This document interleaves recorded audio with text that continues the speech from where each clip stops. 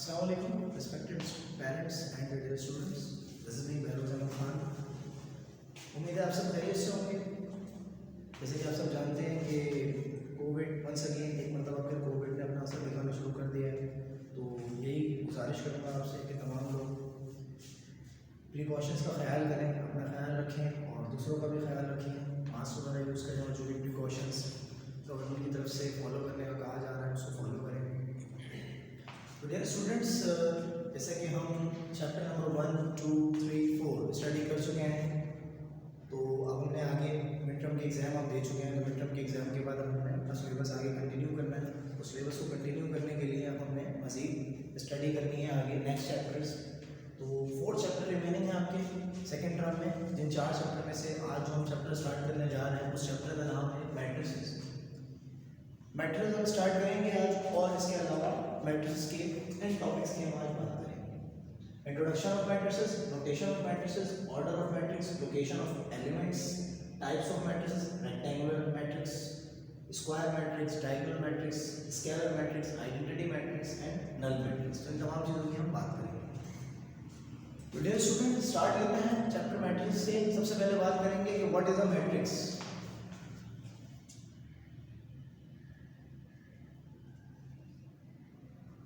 What is a matrix? Matrix क्या होता है? मैट्रिक्स कहते किसे हैं? क्योंकि ये चैप्टर आपने आज से पहले कभी स्टडी किया नहीं है, जाहिर है न्यू चैप्टर है बिल्कुल। तो इसके बारे में थोड़ा आपको इंट्रोडक्शन होना चाहिए। आपने अलजबरा पढ़ा तो जाहिर है कि अलजबरा एक्सप्रेशन आप पहले भी पढ़ के आ रहे हैं क्लास 7, क्लास 8 लेवल पे। लेकिन मैट्रिक्स ऐसा चैप्टर है जो पहली मतलब आपके सामने इंट्रोड्यूस हो रहा है। तो इससे पहले आपने कभी मैट्रिक्स का कोई इंट्रोडक्शन नहीं लिया। तो बात करते हैं मैट्रिक्स। मैट्रिक्स होता है, सबसे पहले मैं आपके सामने एक मैट्रिक्स बनाऊंगा और उसके बाद हम मैट्रिक्स की बात करेंगे।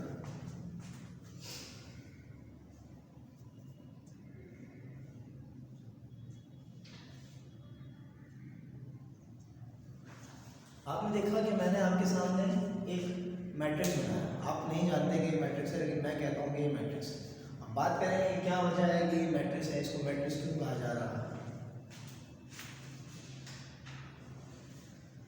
देखिए जी, मैंने आपके सामने 4 नंबर्स लिखे और उन नंबर्स के गिर्द लगाया स्क्वायर ब्रैकेट और उन नंबर्स को एक स्टैंडर्ड मैनर में अरेंज किया। आप देख सकते हैं कि मैंने 4 नंबर्स लिखे हैं 2, 4, 6, 8, 2, 4, 6, 8। इन 4 नंबर्स को मैंने एक स्टैंडर्ड मैनर में अरेंज किया और इनके गिर्द मैंने स्क्वायर ब्रैकेट का इस्तेमाल किया। इसको स्क्वायर ब्रैकेट, तो स्क्वायर ब्रैकेट का इस्तेमाल किया और इनको मैंने इक्वल टू ए के इक्वल कर दिया। तो मैंने कहा कि ये मैट्रिक्स है। तो क्या मकसद है, मैट्रिक्स क्या होता है, इससे क्या समझ में आया मैट्रिक्स क्या होता है। देखिए मैं आपके सामने दोबारा से लिखता हूँ 2, 4, 6, 8। ये भी वही नंबर हैं जो मैंने यहाँ लिखे हैं, लेकिन वो मैट्रिक्स नहीं है। उसको मैं मैट्रिक्स नहीं कह रहा, मैं इसको मैट्रिक्स कह रहा हूँ। अगर मैं इनके दरमियान कॉमे का यूज़ कर लेता हूँ तब भी मैं इन्हें मैट्रिक्स नहीं कह रहा, लेकिन मैं इसको मैट्रिक्स कह रहा हूँ। उसकी वजह क्या है? देखिए जी, मैट्रिक्स क्या होता है? Matrix is the arrangement of numbers in rows and columns. Matrix क्या होता है? जब हम नंबर्स को रॉज एंड कॉलम्स की सूरत में अरेंज करते हैं। रॉज एंड कॉलम्स क्या होता है इसकी बात करें। जब नंबर्स को, यानी मैं अगर मैट्रिक्स को डिफाइन करना चाहूँ तो मैं ये लिखूंगा मैट्रिक्स के बारे में कि matrix is arrangement of numbers in rows and columns. Rows and columns की शक्ल में अरेंज करना नंबर्स को मैट्रिक्स कहलाता है और उसके गिर्द स्क्वायर ब्रैकेट का इस्तेमाल किया जाता है, जिसकी वजह से हम पहचानते हैं कि ये एक मैट्रिक्स है। ठीक है, सबसे पहले बात ये करेंगे कि रॉ क्या होती है और कॉलम क्या होता है, ताकि हम मैट्रिक्स के बारे में जान सकें। सबसे पहले ये बात करेंगे रॉज और कॉलम।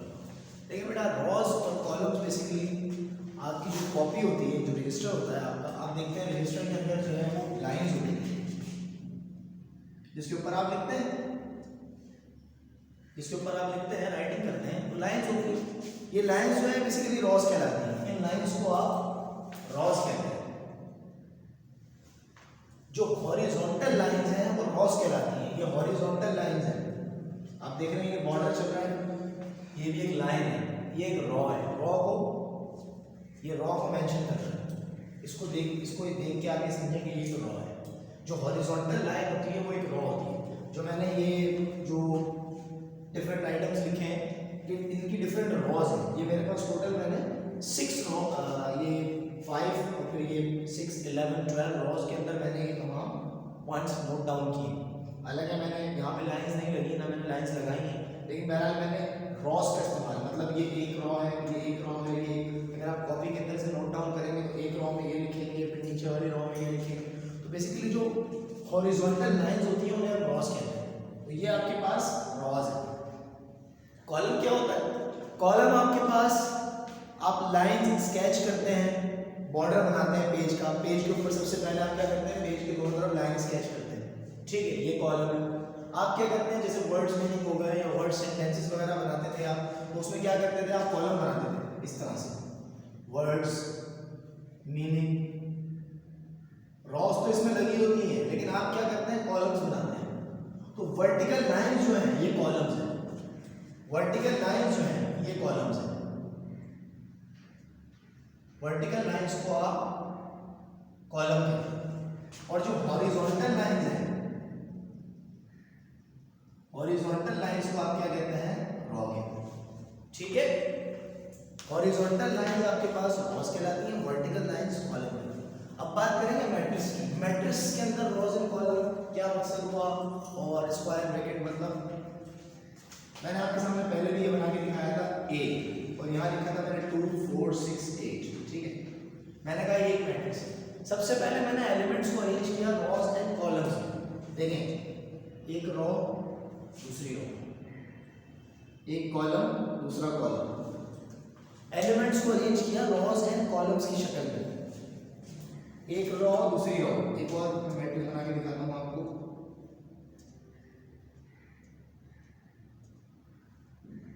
एक रॉ दूसरी रॉ तीसरी रॉ, एक कॉलम दूसरा कॉलम। नंबर्स वही हैं, नंबर्स वही हैं, लेकिन मैंने उन नंबर्स को रॉस एंड कॉलम्स की सूरत में अरेंज किया। तो जब नंबर्स को रॉस एंड कॉलम्स की सूरत में अरेंज किया जाता है और फिर उनके गिर्द आप देख रहे हैं कि ये ब्रैकेट साइन नहीं लगाया था, लगा देते हैं। तो ये जो राउंड जो स्क्वायर ब्रैकेट का साइन है, ये आपको बता रहा है कि ये एक मैट्रिक्स है, ठीक है। तो क्या समझ में आई, जब हम नंबर्स को रॉस एंड कॉलम्स में अरेंज करते हैं तो वो एक मैट्रिक्स बन जाता है, ठीक है। एक और मैट्रिक्स बना के दिखाता हूँ, 1, 2, 3।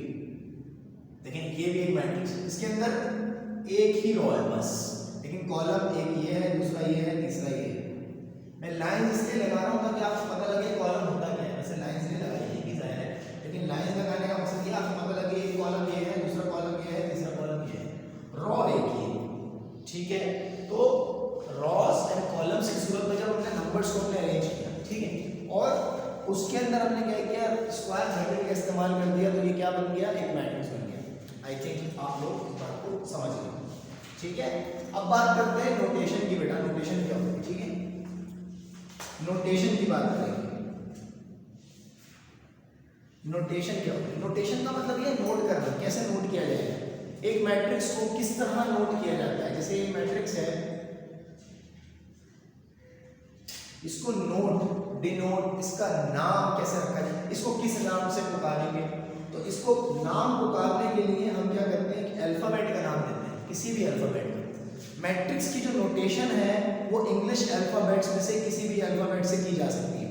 A to Z अल्फाबेट्स में से किसी भी अल्फाबेट से मैट्रिक्स को डिनोट किया जा सकता है। यानी आप इसको A कह सकते हैं, किसी और को B कह सकते हैं, किसी और को C कह सकते हैं, इसके अलावा कोई नाम नहीं रखा जा सकता। और कैपिटल अल्फाबेट्स यूज होते हैं, capital alphabets, A to Z, capital alphabets A to Z इस्तेमाल होते हैं मैट्रिक्स को डिनोट करने के लिए। समझ आ रही है? मैट्रिक्स को डिनोट करने के लिए capital alphabets A to Z इस्तेमाल होते हैं, ठीक है बेटा, नोटेशन। उसके बाद आते हैं तीसरे पॉइंट पे, जो कि है ऑर्डर ऑफ मैट्रिक्स। ऑर्डर किसे कहते हैं? ऑर्डर वैसे तो कहते हैं तरतीब को। ऑर्डर ऑफ मैट्रिक्स का क्या मतलब है?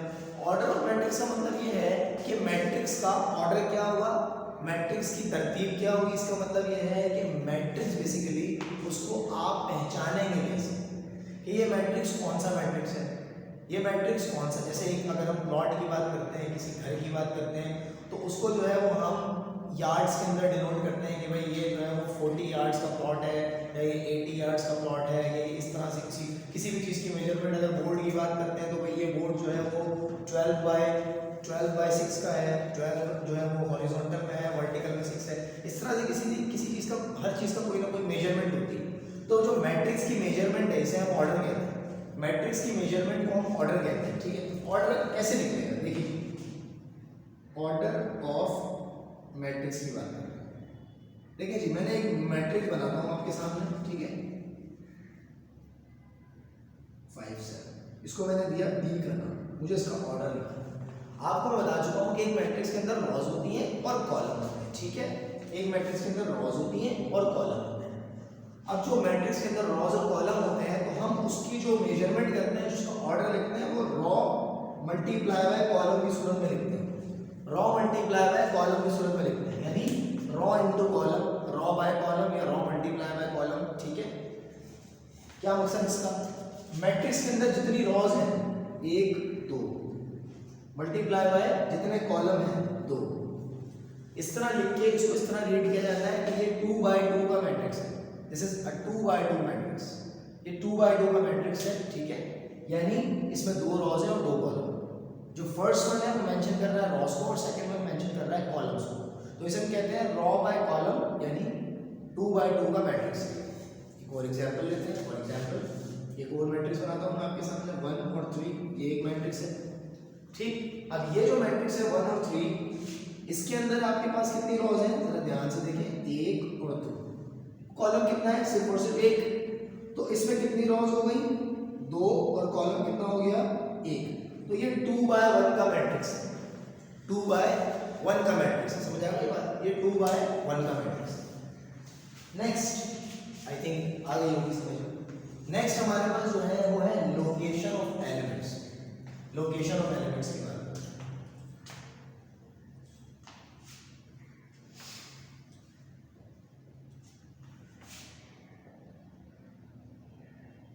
लोकेशन ऑफ एलिमेंट्स, जैसे फॉर एग्जांपल एक मैट्रिक्स लेते हैं, ये एक मैट्रिक्स है। अब ये जो एलिमेंट्स लिखे हुए हैं, जाहिर है मैंने 1 को यहाँ लिखा, 2 को यहाँ लिखा, 3 को यहाँ लिखा, 4 को यहाँ लिखा। ऐसा भी हो सकता है कि 1 यहाँ हो, 2 यहाँ हो, 3 यहाँ हो, 4 यहाँ हो। ऐसा भी हो सकता है 4 यहाँ हो, 1 यहाँ हो। ये एलिमेंट्स आगे पीछे भी तो हो सकते हैं, लेकिन ये अपनी एक प्लेस पे लिखे हुए हैं, तो इस प्लेस का कोई ना कोई नाम है या पहचान है। इस प्लेस की कोई ना कोई आइडेंटिफिकेशन है, इस प्लेस की कोई ना कोई पहचान है। ये स्पेसिफिक प्लेस है, इस प्लेस को क्या कहेंगे। लेकिन ये 1 जो है वो यहाँ पर है, ये इसकी जगह है खास, ये यहाँ है, ये यहाँ है, ये यहाँ है। इस खास जगह को क्या कहेंगे, कैसे पता लगेगा कि 1 किस जगह पर है और 4 किस जगह पर है, पुकारेंगे कैसे, किसी को समझाएंगे कैसे। देखें ये फर्स्ट रॉ है, जैसे कि मैंने आपको बताया ये रॉज होती है और ये कॉलम। तो ये फर्स्ट रॉ है और ये सेकंड रॉ है, ये फर्स्ट कॉलम है और ये सेकंड कॉलम है। ये फर्स्ट रॉ है, ये सेकंड रॉ है, ये फर्स्ट कॉलम है, ये सेकंड कॉलम है, सही। अब ये जो पहला वाला एलिमेंट है, इसकी जो पोजीशन है ये है कि ये फर्स्ट रॉ में है और फर्स्ट कॉलम में है। तो इसको मैं कहता हूं कि इसकी जो रॉ और कॉलम है वो ए वेरिएबल है। फॉर एग्जांपल 1 है ना, तो मैंने इसको ए कह दिया। ए का मतलब कुछ भी हो सकता है। तो ए जो है उसको फर्स्ट रॉ में है और फर्स्ट कॉलम में, तो इसे मैंने लिखा A11। A11 का मतलब फर्स्ट रॉ फर्स्ट कॉलम। अच्छा, ये वाला एलिमेंट फर्स्ट रॉ में है तो A1 और कॉलम इसका 2 है, तो ये हो गया A12। A12 यानी फर्स्ट रॉ में है और सेकंड कॉलम। इसकी बात करें तो इसका A फर्स्ट रॉ नहीं है, रॉ इसकी कौन सी है, सेकंड, और कॉलम कौन सा है, फर्स्ट। ये 2 1 में है और ये वाला इसकी सेकंड रॉ है और सेकंड कॉलम है, तो ये 2 2 में है। यानी मैं अगर अलग से लिख के दिखाऊं उसको तो ये इस तरह लिख सकते हैं कि A11 A12 A13 A1 A21 और A22। इसका मतलब क्या हुआ कि ये जो आपके पास मैट्रिक्स है इसके अंदर इसकी प्लेस कौन सी है, फर्स्ट रॉ फर्स्ट कॉलम। ये फर्स्ट रॉ में है लेकिन कॉलम सेकंड हो गया।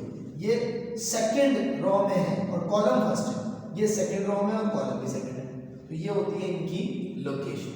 ठीक है, अब बात करेंगे नेक्स्ट टॉपिक, जो हमारा नेक्स्ट पॉइंट है वो है टाइप्स ऑफ मैट्रिक्स। अब अलग अलग तरह के मैट्रिक्स होते हैं, टाइप्स ऑफ मैट्रिक्स। ठीक है, टाइप्स ऑफ मैट्रिक्स में अलग अलग तरह के मैट्रिक्स की हम बात करने जा रहे हैं। देखिए आपने देखा, मैंने आपके सामने ऐसा मैट्रिक्स बनाया, ऐसा मैट्रिक्स बनाया, ऐसा मैट्रिक्स बनाया, ठीक है, और भी कुछ ये वाला मैट्रिक्स भी बनाया, तो आपको नजर आ रहा है कि अलग अलग तरह के मैट्रिक्स है। समझाना जरूरी है कि अलग अलग तरह के कितने मैट्रिक्स होते हैं जी। तो सबसे पहले हमारे पास जो टाइप मैट्रिक्स की है वो है rectangular. Rectangular matrix, rectangular matrix क्या होता है? देखिए बेटा, आप जो है वो बचपन से मतलब क्लास प्राइमरी लेवल से शेप्स के बारे में पढ़ते हुए आ रहे हैं। जाहिर है आपने रेक्टेंगुलर और स्क्वायर के बारे में पढ़ा होगा। रेक्टेंगुलर स्क्वायर दोनों एक साथ हो जाएंगे। रेक्टेंगुलर के बारे में आपने पढ़ा होगा लाजमी, रेक्टेंगल क्या होता है, स्क्वायर क्या होता है। बेसिकली स्क्वायर ऐसे शेप को कहते हैं जिसकी 4 साइड्स इक्वल होती है, यानी अगर एक साइड 5 सेंटीमीटर है तो बाकी तमाम साइड भी 5 सेंटीमीटर होंगी, तो ये स्क्वायर मैट्रिक्स कहलाएगा। ठीक हो गया। अगर इसकी 2 साइड्स या 4 साइड्स इक्वल नहीं होती, मतलब अगर इसकी चारों साइड्स इक्वल नहीं होती और मेजरमेंट थोड़ी बढ़ जाती है, फॉर एग्जांपल ऐसे हो जाती है,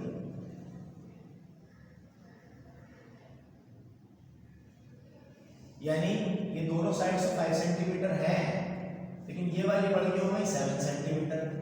अब इससे क्या होगा, इससे ये होगा कि ये स्क्वायर नहीं रहेगा, अब ये बन जाएगा रेक्टेंगल।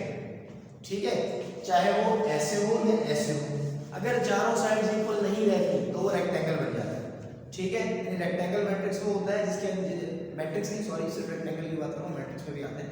तो रेक्टेंगल वो शेप होती है इसकी चारों साइड्स इक्वल नहीं होती, 2 साइड्स आपस में इक्वल होती हैं और 2 साइड्स आपस में इक्वल होती हैं, जबकि स्क्वायर वो मैट्रिक्स होता है जिसकी चारों साइड्स इक्वल होती हैं। ठीक है, अब बात करते हैं मैट्रिक्स की। रेक्टेंगल मैट्रिक्स क्या होता है, स्क्वायर मैट्रिक्स क्या होता है। देखिए एक मैट्रिक्स बनाता हूं आपके सामने, जरा मुझे आप इसकी ऑर्डर लिख के बता दें। ऑर्डर कैसे लिखते हैं, रो मल्टीप्लाई कॉलम। कितनी रो है इसके अंदर, 1, कॉलम कितने हैं, 2, तो ये हो गया 1/2 का मैट्रिक्स। ठीक है, एक और मैट्रिक्स बनाता हूं आपके सामने। इस मैट्रिक्स के अंदर कितनी रोज है, इसका ऑर्डर क्या है, इसके अंदर 2 रोज है और 1 कॉलम है। चले ठीक है, ये हो गया। एक और मैट्रिक्स बनाता हूं,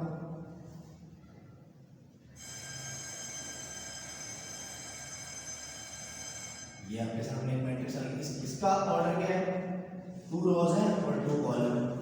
अब देखें, ये दिखने में और ये दिखने में, ये दोनों मेरे तो ख्याल यही है कि आप देखते ही समझ गए होंगे कि ये आपके पास रेक्टेंगल मैट्रिक्स है और ये वाला जो है नीचे वाला ये स्क्वायर मैट्रिक्स है, ये आप देखते ही समझ गए होंगे, लेकिन फिर भी मैं समझाता हूं। देखें रेक्टेंगल मैट्रिक्स वो होता है जो दिखने में तो लग रहा है रेक्टेंगल, लेकिन उसकी रॉज एंड कॉलम इक्वल नहीं है, यानी rows are not equal to column, rows column के इक्वल नहीं है, रॉज एंड कॉलम इक्वल नहीं है। अगर रॉ 1 है, कॉलम 2 है, रॉ 2 है, कॉलम 1 है, दोनों इक्वल नहीं है। जैसे ही दोनों इक्वल हो जाएंगी ना, तो फिर वो बन जाएगा आपके पास स्क्वायर मैट्रिक्स। स्क्वायर मैट्रिक्स कौन सा है, जिसके अंदर दिखने में तो लग ही रहा है आपको, लेकिन जिसके अंदर रॉ जो है वो कॉलम के बराबर होती है।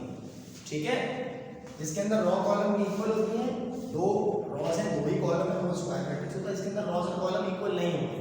ठीक है, यानी आपके पास रॉज जो है वो 2 है और कॉलम 1 है, ये कॉलम 1 2 है और रॉज 1 है, तो वो आपके पास फिर अनइक्वल हो जाता है, तो फिर ये आपके पास रेक्टेंगल मैट्रिक्स बन जाता है। तो आई थिंक सो ये दोनों चीजें क्लियर हो गई। अब बात करेंगे हम थर्ड वन, जो हमारे पास है डायगोनल मैट्रिक्स। अब डायगोनल होता क्या है भाई, पहले उसकी बात करेंगे, तो डायगोनल मैट्रिक्स की बात आएगी। तो डायगोनल क्या होता है, आपके सामने मैंने एक मैट्रिक्स बनाया, ये है मैट्रिक्स। आपको मैंने बताया मैट्रिक्स के अंदर ये रॉज होती हैं, ये कॉलम होते हैं। एक चीज और होती है, जो स्क्वायर मैट्रिक्स होता है ना 2/2 का, ये वाला स्क्वायर मैट्रिक्स, इसके अंदर रॉज और कॉलम के अलावा एक चीज और होती है, एक चीज एक्स्ट्रा। वो क्या, रॉज तो ये हो गई, कॉलम तो ये हो गई, एक और तरह से इसकी अरेंजमेंट हो रही है। वो कैसे, वो ऐसे,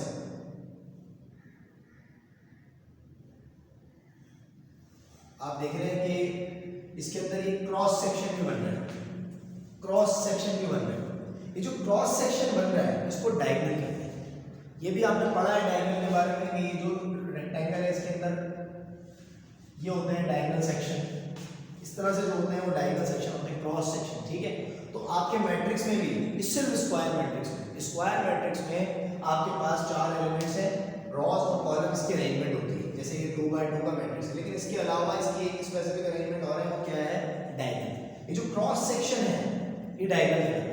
इन डायगोनल के नाम है, जो पहला वाला है कहलाता है फर्स्ट डायगोनल और दूसरा वाला कहलाता है सेकंड डायगोनल। पहले वाले को हम मेन डायगोनल भी कहते हैं और दूसरे वाले को बस सेकंड डायगोनल ही कहते हैं, ठीक है। तो फर्स्ट वन जो इस तरह से है वो हमारे पास फर्स्ट डायगोनल है, मेन डायगोनल, और जो सेकंड वन है वो हमारे पास सेकंड डायगोनल, ठीक है। तो ये फर्स्ट डायगोनल और ये सेकंड डायगोनल, समझ आ गई बात आपकी, कोई इशू इसमें, ठीक है। अब डायगोनल मैट्रिक्स क्या होता है और कैसा होता है इसके बारे में बात करते हैं। ये देखिए, ये एक मैट्रिक्स बनाया मैंने आपके साथ, इसके अंदर एक नोटिसेबल चीज आप देखिए वो क्या है, वो ये कि ये 2 ये 0 ये 0 ये 9, आपने देखा कि यहाँ पे 2 एलिमेंट है, ये 0 है, ये भी 0 है, ये 9 है। अगर डायगोनल इसको डायगोनल वाइज स्टडी करें तो ये पहला डायगोनल है, ये सेकंड डायगोनल। फर्स्ट डायगोनल में आपको नजर आ रहा है कि एलिमेंट्स हैं 2 और 9, सेकंड डायगोनल में आप देख सकते हैं कि 0 है, ठीक है। कुछ और भी हो सकता है, अगर ये 2 और 9 नहीं है, फॉर एग्जांपल ये ऐसे हो सकता है -1 4 0 0, यानी फर्स्ट डायगोनल में एलिमेंट्स हैं और सेकंड डायगोनल खाली मतलब 0। फर्स्ट डायगोनल में एलिमेंट्स हैं, सेकंड डायगोनल में 0 है। तो अगर फर्स्ट डायगोनल में एलिमेंट होता है कोई भी हो, चाहे माइनस हो प्लस हो, एलिमेंट्स होते हैं, और सेकंड डायगोनल होता है खाली 0, तो फिर ऐसे जो मैट्रिक्स है उसको हम कहते हैं डायगोनल मैट्रिक्स, ठीक है। ऐसा मैट्रिक्स जिसके फर्स्ट डायगोनल में एलिमेंट्स होते हैं और सेकंड डायगोनल एम्प्टी होता है, खाली होता है 0, ऐसे मैट्रिक्स को हम क्या कहते हैं, diagonal matrix. I hope so you are getting it. Now moving towards number 4, that is scalar. Now what is scalar matrix? Scalar matrix diagonal matrix की ही एक काइंड है, डायगोनल की एक काइंड है। डायगोनल में क्या होता है, पहले वाले के अंदर एलिमेंट्स होते हैं, दूसरे वाला खाली होता है 0। अब स्केलर कैसा होता है, स्केलर ऐसा होता है भाई डायगोनल के जैसे ही तो है, इसमें क्या फर्क है, पहले वाले में एलिमेंट्स हैं, दूसरे वाले में 0 है, पहले वाले में एलिमेंट्स हैं, दूसरे वाले में दूसरा वाला खाली है, दूसरे वाले में 0 है। एक चीज और है, वो क्या है, वो ये पहले वाले में जो एलिमेंट्स हैं वो भी सेम है, पहले वाले में एलिमेंट्स हैं 9 और 9, दूसरे वाले में 0 है, लेकिन पहले वाले में जो एलिमेंट्स हैं वो भी सेम है, यानी 9 और 9। अगर यहाँ पे 9 और 9 की बजाय ऐसे होता कि -2 0 और 0, तब भी ये स्केलर मैट्रिक्स कहलाएगा। डायगोनल तो है क्योंकि पहले डायगोनल में एलिमेंट्स है, लेकिन ये स्केलर बन जाएगा कब, कि जब इसके एलिमेंट्स जो है फर्स्ट डायगोनल के वो सेम होंगे, ठीक है। I hope you got it. पांचवें का वो है आइडेंटिटी मैट्रिक्स। आइडेंटिटी मैट्रिक्स क्या होता है, आइडेंटिटी मैट्रिक्स को हम यूनिट मैट्रिक्स भी कहते हैं, क्यों आइडेंटिटी मैट्रिक्स को पहली बात तो ये आई से रिप्रेजेंट करते हैं। देखें पूरे A to Z को आपको इजाजत है, आप मैट्रिक्स का नाम रखें, मैट्रिक्स का नाम Z रखें, A रखें, M रखें, P रखें, जो दिल करें, लेकिन आई जो खास नाम है वो रखा गया आइडेंटिटी के लिए, ताकि पहचान हो सके ये आइडेंटिटी मैट्रिक्स, तो इसको आई से ही रिप्रेजेंट करेंगे पहली चीज। दूसरी चीज ये कि ये होता कैसे है, आइडेंटिटी मैट्रिक्स ऐसा होता है भाई, ये तो स्केलर है, डायगोनल भी है, स्केलर भी है, इसमें क्या फर्क है, सवाल तो ये है। हमने डायगोनल में कहा सिर्फ पहले डायगोनल में एलिमेंट्स होने चाहिए, दूसरे में नहीं। स्केलर में कहा कि पहले वाले में एलिमेंट्स हो, दूसरे में नहीं, लेकिन पहले में जो एलिमेंट्स हैं वो भी सेम होंगे, तो स्केलर हो जाएगा। अब यहाँ भी तो ऐसा ही है, पहले वाले डायगोनल में एलिमेंट्स हैं और सेम है, दूसरे वाले में 0 है, तो ये आइडेंटिटी क्यों कह रहा है, आइडेंटिटी मैट्रिक्स इसलिए कह रहा है क्योंकि इसके फर्स्ट डायगोनल में जो एलिमेंट्स हैं वो सेम तो है, लेकिन वो सिर्फ 1 है, यूनिट भी इसीलिए कहा जा रहा है क्योंकि 1 है। अगर आपके फर्स्ट डायगोनल में जो एलिमेंट्स हैं वो 1 होते हैं, यानी यहाँ भी 1 और यहाँ भी 1, दूसरा वाला 0, तो ऐसा मैट्रिक्स खास तौर पर आई के नाम से, आइडेंटिटी के नाम से पहचाना जाता है, यानी यूनिट मैट्रिक्स के नाम से पहचाना जाता है। ऐसा मैट्रिक्स कि जिसके पहले डायगोनल में सिर्फ 1 होता है, ठीक है, सिर्फ 1 होता है, और दूसरे डायगोनल में क्या होता है, 0 होता है, तो ऐसा मैट्रिक्स इसी की काइंड है, लेकिन खास तौर पर आइडेंटिटी के तौर पर पहचाना जाता है। Getting it? ओके, अब हम लास्ट की तरफ आते हैं, जो कि हमारा लास्ट है, वो है हमारे पास नल मैट्रिक्स। तो ये बहुत ही सिंपल है। नल मैट्रिक्स को हम जीरो भी कहते हैं। ये क्या होता है? नल मैट्रिक्स क्या होता है? नल मैट्रिक्स बहुत ही सिंपल है। नल मैट्रिक्स ऐसा होता है कि जिसके अंदर एलिमेंट्स ही ना, मतलब हम एलिमेंट्स मान लेते हैं, एलिमेंट्स हैं लेकिन सब जीरो है। जब सब जीरो है, जब सब सोल्यूशन होगा तो कोई सोल्यूशन निकलेगा नहीं, जीरो ही निकलेगा। कोई भी ऐसा मैट्रिक्स जिसके अंदर क्या होता है, सिर्फ और सिर्फ जीरोस होते हैं। कोई भी ऐसा मैट्रिक्स जिसके अंदर क्या होता है, सिर्फ और सिर्फ जीरोस होते हैं, जीरोस के अलावा कोई एलिमेंट नहीं होता, ऐसे मैट्रिक्स को हम नल मैट्रिक्स या जीरो मैट्रिक्स कहते हैं। तो ये तमाम टॉपिक हमने डिस्कस किए। क्या क्या चीजें? इंट्रोडक्शन, मैट्रिक्स क्या होता है, arrangement of rose and column is called matrix, notation, matrix को सिर्फ कैपिटल अल्फाबेट से A to Z से मेंशन करते हैं, ठीक है। उसके बाद order of matrix, order of matrix में क्या होता है कि भाई मैट्रिक्स को रोज एंड कॉलम की सूरत में अरेंज किया जाता है। Location of elements, location of elements का मतलब ये है कि आपकी जो मैट्रिक्स है उनकी लोकेशन क्या होगी, उनकी पहचान या उनकी तरतीब क्या होगी, A11 A2 A21 A22 इस तरह से। उसके बाद हमने बात की टाइप्स ऑफ मैट्रिक्स। रेक्टेंगुलर वो है जिसके अंदर रोज एंड कॉलम इक्वल नहीं होते, स्क्वायर के अंदर रोज एंड कॉलम इक्वल होते हैं, डायगोनल के अंदर पहले डायगोनल में एलिमेंट होते हैं, दूसरे में नहीं होते, स्कैलर के अंदर पहले में जो एलिमेंट्स होते हैं वो सेम होते हैं, आइडेंटिटी के अंदर पहले में जो एलिमेंट्स होते हैं वो सेम तो होते हैं लेकिन सिर्फ वन, और लास्ट वन नल के अंदर क्या होता है, मैट्रिक्स जीरो, यानी कि एलिमेंट जीरो होते हैं और कुछ नहीं होता। अब इन टॉपिक्स की बेस पर आपका टास्क ये है कि आपने अपनी बुक का एक्सरसाइज नंबर 7.1 जो है उसको सॉल्व करना है, जिसके अंदर आपको ब्लैंक्स एंड ट्रू फॉल्स दिए गए, ठीक। अगर आप इन टॉपिक को अंडरस्टैंड कर लेते हैं और आप जो है वो उसको अच्छी तरह समझ लेते हैं, कोई इशू नहीं रहता, तो फिर आप इजीली एक्सरसाइज नंबर 7.1 जो है उसको सॉल्व कर सकते हैं। ये आपका होम टास्क है, एक्सरसाइज नंबर 7.1, जिसके अंदर शामिल है fill in the blanks and true false. You have to done it by yourself. This is your task, okay? So in topics और लेक्चर की बेसिस पर आप ये 7.1 सॉल्व कर सकते हैं, ठीक। तो उम्मीद करता हूँ कि आप सबको ये टॉपिक समझ में आ जाएगा इंशाल्लाह, और आप सब इसको पढ़ेंगे और इसकी बेस पर आप एक्सरसाइज नंबर 7.1 को सॉल्व करेंगे इंशाल्लाह। और इसके बाद नेक्स्ट वीडियो में हम एक्सरसाइज नंबर 7.2 स्टार्ट करेंगे, उसकी जो भी टॉपिक्स हैं उसको डिस्कस करेंगे और एक्सरसाइज 7.1 का सॉल्यूशन करेंगे। तो इस वीडियो में इजाज़त चाहता हूँ मैं। अल्लाह हाफ़िज़, अपना ख्याल रखें, टेक केयर ऑफ योरसेल्फ।